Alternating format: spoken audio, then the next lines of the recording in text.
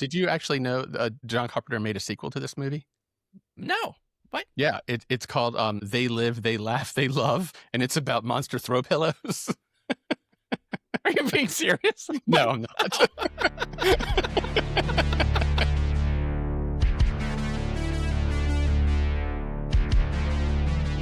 We're here to chew bubblegum and podcast, and we're all out of bubblegum. Today on SlashBack Cinema, we're diving into John Carpenter's They Live, the 1988 cult classic where a professional wrestler battles hidden aliens with a pair of sunglasses. And later in this episode, Ryan and I are going to recreate that 6-minute alley fight scene where we're going to just punch each other in the face until this movie starts to make sense. Plus, stick around for some 1980s WWF trivia. Ryan, have you ever seen the movie They Live? I've never seen it. I've seen clips. I knew the like space alien ghoul visuals, but that was it. How about you? So I did not see this movie in 88 when it came out, but I did see it like 2 or 3 years ago. But here's the thing about this movie I want to ask you about. That line, "I'm here to chew bubblegum and kick ass," Yeah.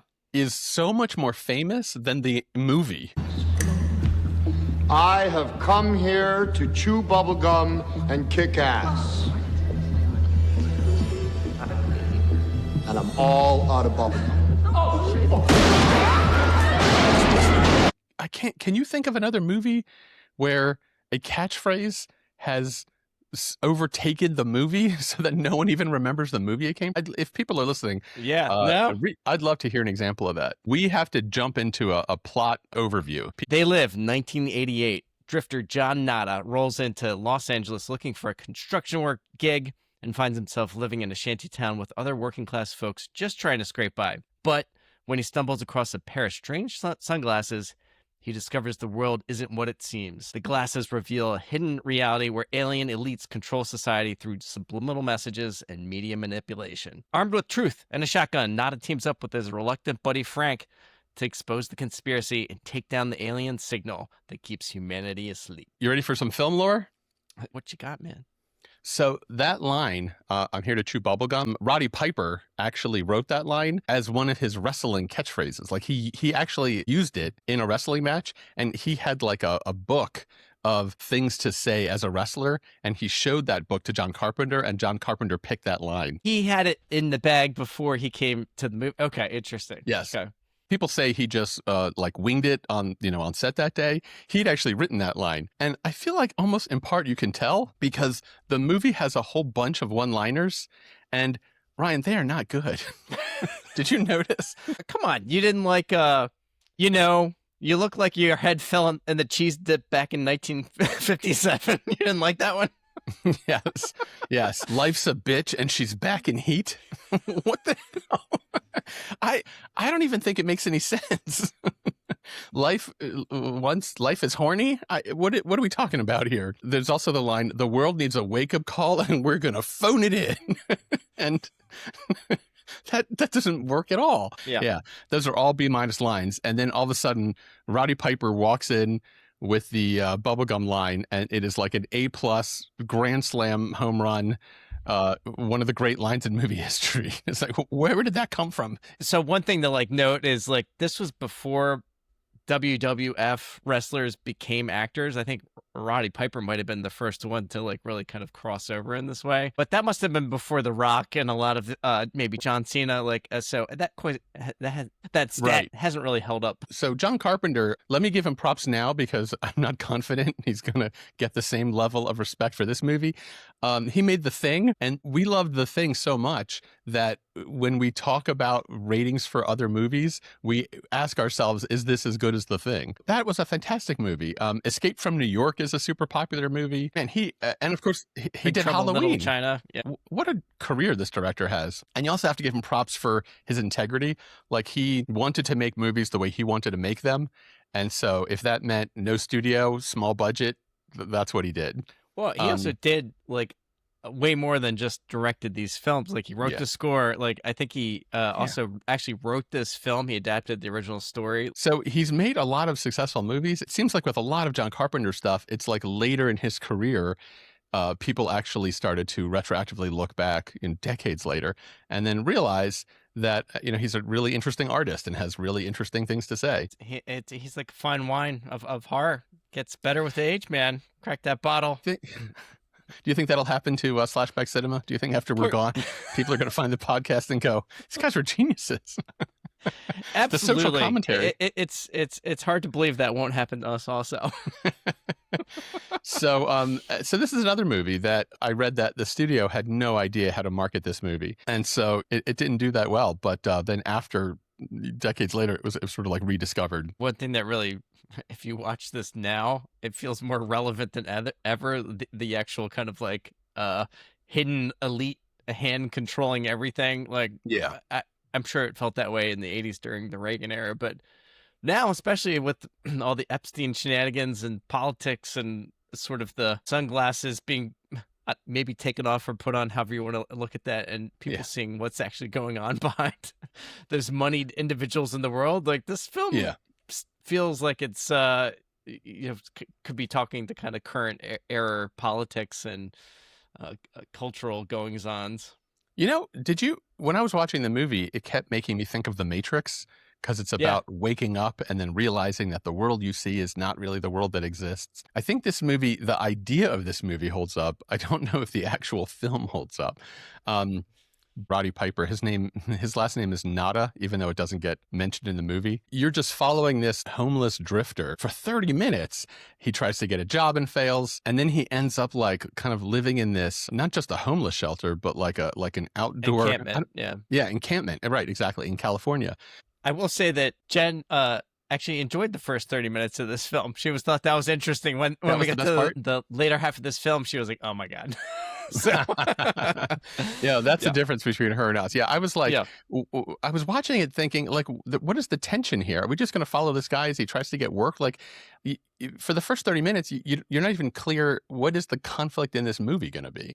I didn't mind it though. Like, I thought it was an interesting kind of like grounding story, following like the wandering.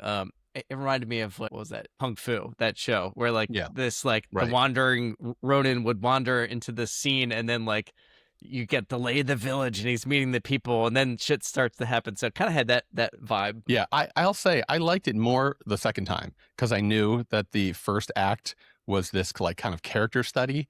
Yeah. And so I wasn't waiting for something to happen. I was just like watching it and enjoying it. And Roddy Piper, I think, is actually really good. I know my brother is a huge wrestling fan. I was thinking about your brother. Yes. As you know, in this period of time and then in the 90s, there's a whole slew of like bad wrestling movies. Roddy Piper is actually playing a really grounded person who is genuinely suffering. And you believe it. Even that line, the bubblegum line, he doesn't say it in the movie like we read it or like people remember it. He actually really underplays it. Yeah. You know, wrestlers are basically acting, but it's so over the top and cartoonish. Acting like that, it doesn't necessarily translate to the screen where you really have to be small because your actions look bigger than they are. Roddy Piper, I thought, killed it. And so did his co-star, Keith David. Keith? Yeah. I was psyched when I saw him come up on the credits there. I'm like, oh, yeah, from The Thing. And it sounds like, John ported him over into this one.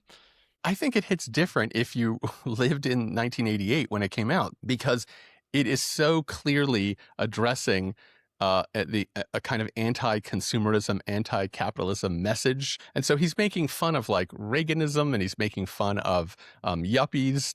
Like that's really the enemy of this movie. And the theme is basically like, what if the yuppie movement and the Reagan movement, what if they were all like creatures from another world who just looked like human beings, and then they took over and had all the power? And in some ways, I feel like, wow, that message, it still seems relevant. Well, it seems incredibly relevant, that scene towards the end of the film where it's Frank and Nada, they infiltrate the base and they go through that portal, and they're in the this where the alien elite are having their like annual meeting or whatever. And then there's that other human that like they meet, and he's basically like, they're running the whole show. They own everything, the whole goddamn planet. They can do whatever they want. What's wrong with having it good for a change? And they're going to let us have it good if we just help them. They're going to leave us alone, let us make some money.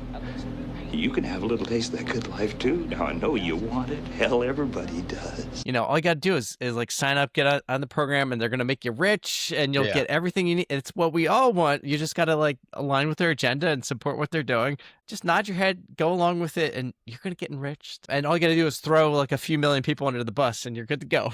Right. Yeah. The movie has this idea that like entertainment, the media, the news, and politicians are all working together and secretly controlling the globe. You want to talk about favorite scenes? I had two on my list. What people remember about this movie is when the first time when Nada, and there's a lot leading up to this, but he gets his hands on the sunglasses. It's the first time he puts them on. And then you see what's really going on, which is every single sign, billboard ad is actually telling you to consume, reproduce, submit, obey.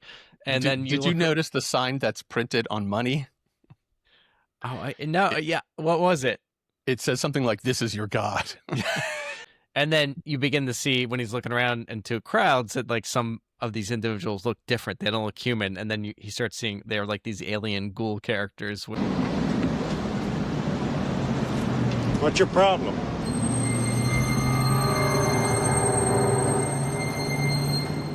One of the critiques that a lot of people have said that they didn't like that effect. I thought it was actually super cool. Like, yeah, me too. Well done. Had a real cool style to it, but essentially they look almost like zombie type aliens, which was interesting, especially with the like black and white look, which harkens back to the 50s. He's seeing the world for what it is. Right. So he just then gets a shotgun and just starts shooting these aliens. The way the movie ends is at the very end of the movie, Roddy Piper, he goes to the top of this tower where the aliens have taken over and they've got like news media that they're brainwashing people with. And he destroys what I guess must be the device that makes it possible for human beings not to recognize that the aliens are among them. And then right after he does that, he gets shot and dies. And then his last scene in the movie is like middle finger to the camera, which, I mean, if you're into this movie, that's pretty entertaining. Yeah. Like a little fuck you to capitalism. And probably my very favorite scene in the movie is when all the aliens are now visible to everybody. He then does this cut of like 6 different ways in which the aliens make themselves apparent. So there's people sitting in a bar and they're just all human beings. And then they look to the guy to their right and he's a lizard monster. And then there's like a woman having sex with a guy and she's on top, and then she looks down and he's a lizard guy, and then the movie just ends. The movie lets you wonder, well, what actually then happens next? Like now that the aliens are revealed, where does the movie go from here? Well, and also reminded me of The Thing in terms of like it being open-ended and not closing it up. I noticed that got repeated here in terms of he doesn't like wrap it up neatly. He sort of leaves it open to be like, what's next? Yeah. John Carpenter is clearly really obsessed with this idea that we can be fooled by a monster that looks like us. We're going to pause for a moment for this week's sponsor, which is SlashBack Cinema. Yes. And if you're new to the podcast and dig the vibe, we've got a whole shelf full of VHS tapes for you. So if you're digging our conversation on They Live and you like John Carpenter, definitely check out our episode on The Thing. If you like this kind of idea of people's relationship with TV and the way we're being manipulated, we also watch Videodrome, and we've even got video podcast episodes. You can check out the last 2 or 3 episodes we've recorded that are all going to be on video, including this episode. I feel like we can't move off of scenes until we talk about the alley fight. Yes. A 6-minute scene where Roddy Piper and his friend Keith David is the actor. They're just punching each other. It is very WWF style. Literally like suplexes and a lot of tripping, lots of punches in the face. You don't realize how long 6 minutes is of watching 2 people punch each other until you see this scene. It may be the longest single scene of 2 guys punching each other in the face in cinema history. Yeah, I was watching with Jen, and she was like, what the hell is going on? When are they going to wrap this up? Yes. And, I mean, I don't know that I knew anything about this scene, so I'm revealing my ignorance here, but you start to read about it, and it's been definitely referenced and is pretty well known. Yeah, and lots of vehicles involved, and it is over the top. Because when I was watching, I'm like, okay, they're done. And then nope. And there's like an act 2 to the fight. You're like, wow. Yes. Put the glasses on! Put them on!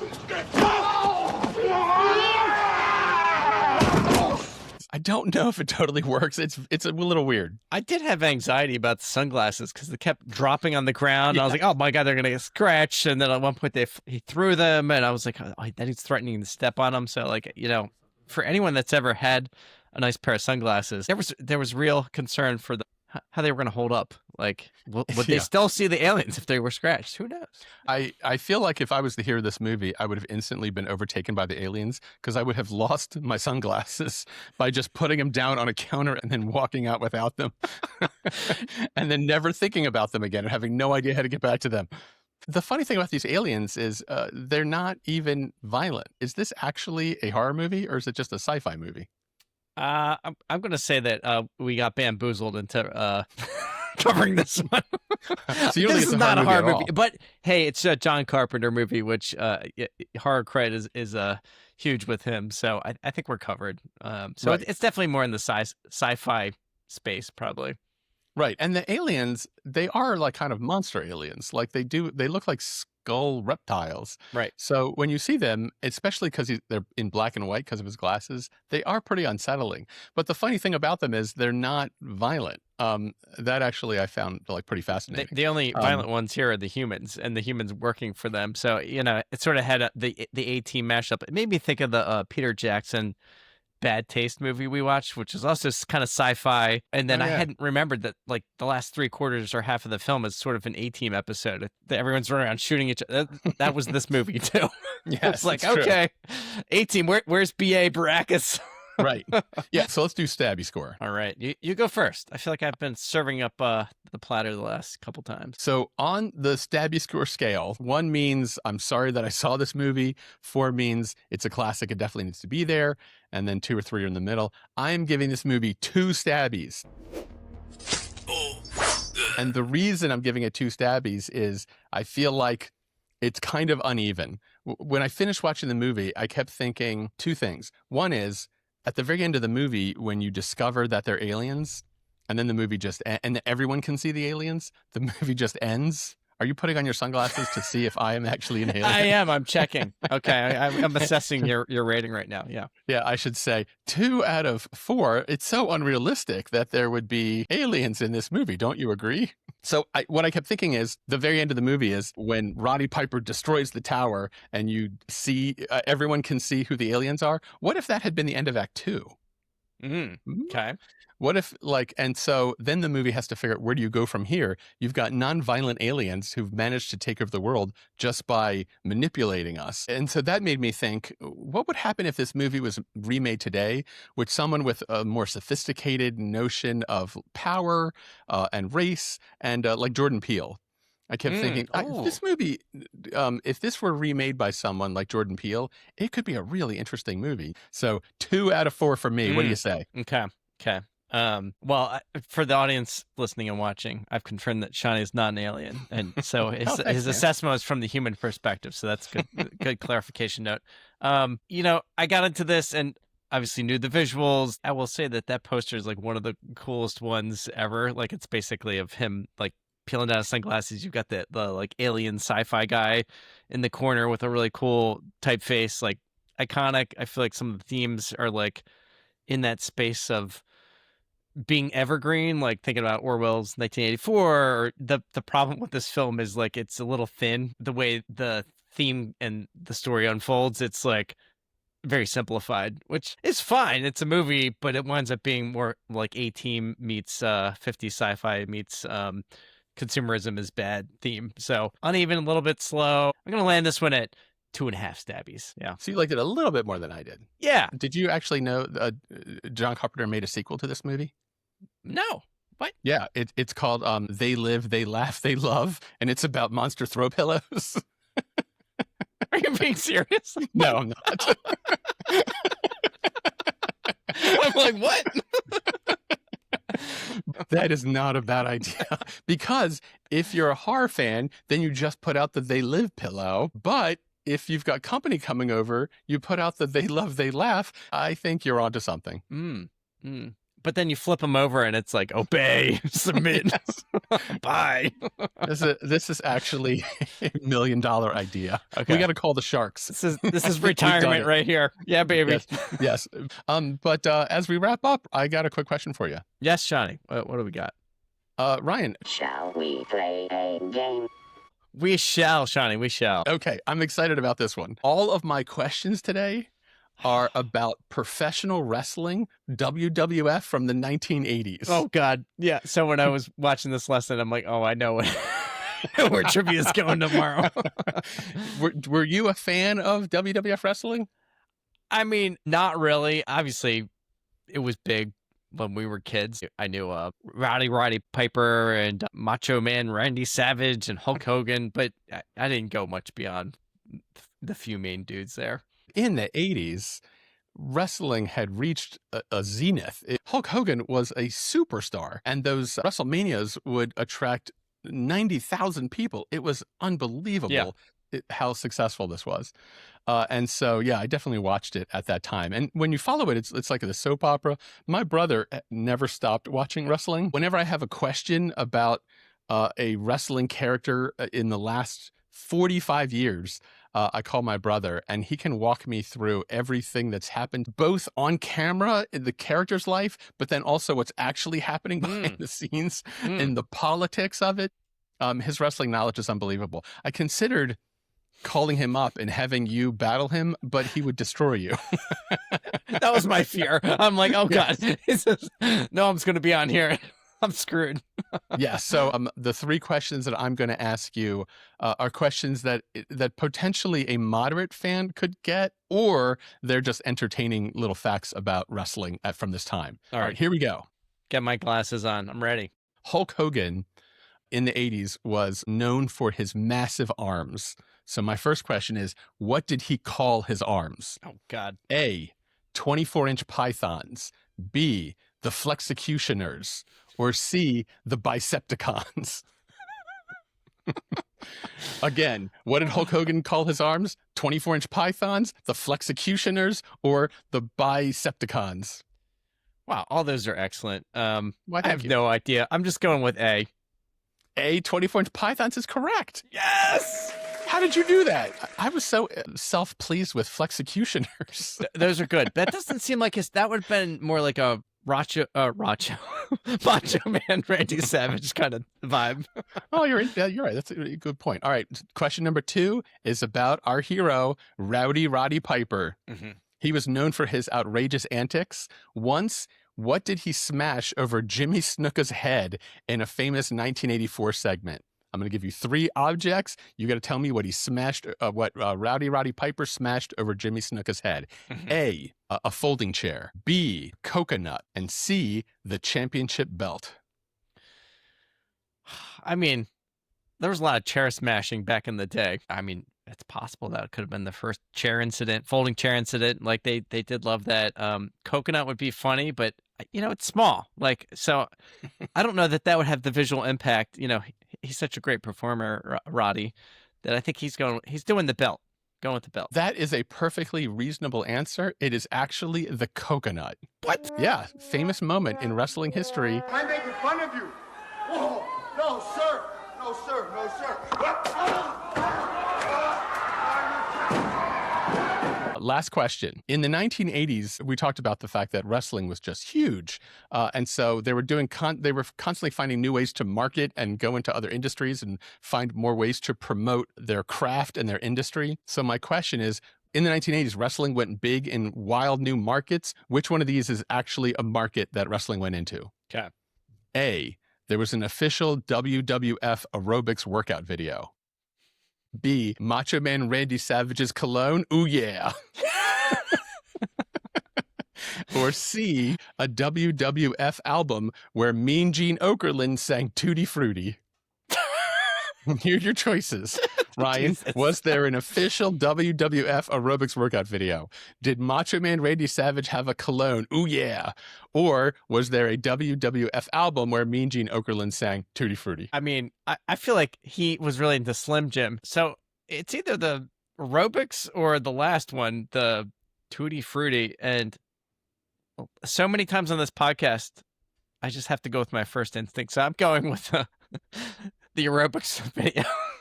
The aerobics video is incorrect. It was actually a musical album. I think Hulk Hogan played guitar on this album. I have something to tell you about this question. When I originally wrote it, one of my wrong answers was going to be there was a WWF breakfast cereal. And I locked it in and was like ready to go today. And then right before we started recording, I went, wait, how do I know there wasn't a breakfast cereal? And I looked it up and there was. Yeah, of course there was. Yeah. So now I'm afraid because I didn't actually look up, was there an aerobics video? I didn't actually look up, did Macho Man Randy Savage have a cologne called Ooh Yeah? So now I'm worried that they could all reasonably be They correct could all be answers. true. Yeah. Yes. Well, I feel like there are aliens out there, and the way they assess which planet they're gonna like colonize and take over is by the breakfast cereal. My brother is not actually calling us on the phone right now, but he is screaming at me while he's listening to this podcast because I just looked it up.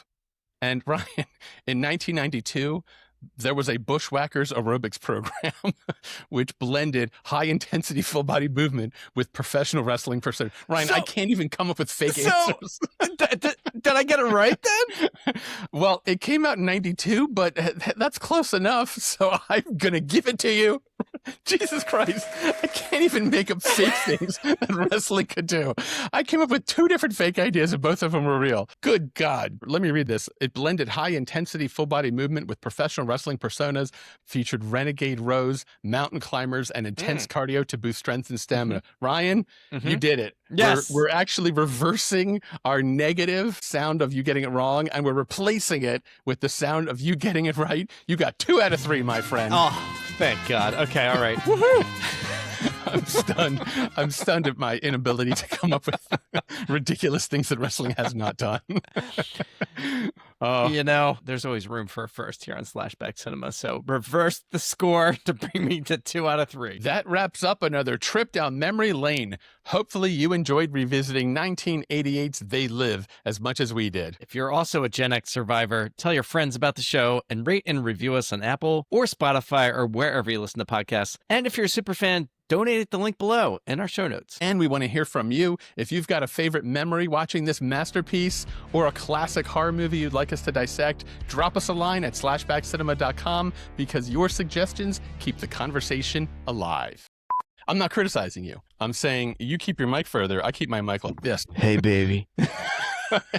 Oh, that could be the ASMR. Or is it ASMR? Welcome to They Live. Yeah, exactly.